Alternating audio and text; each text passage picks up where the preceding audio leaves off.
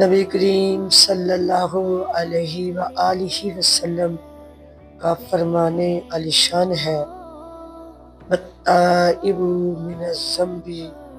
کمن لا ذنب لہ،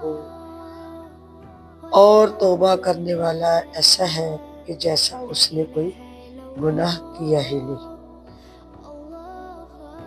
بنی اسرائیل میں ایک نوجوان تھا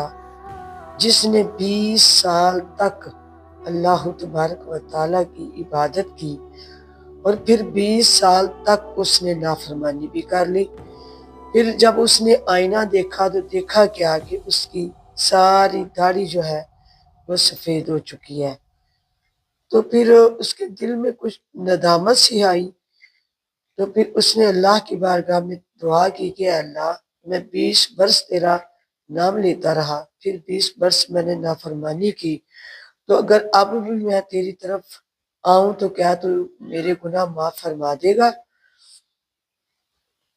اس نے جب یہ کہا تو پھر اس کو ایک آواز آئی کہ تم نے ہم سے محبت کی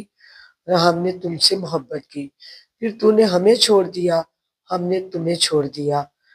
اور ہم نے تمہیں مہلت عطا کی، اگر تو توبہ کرے گا، ہماری طرف آئے گا تو ہم تیری توبہ قبول کریں گے اور اپنی رحمت سے تمہیں ڈھانپ لیں گے۔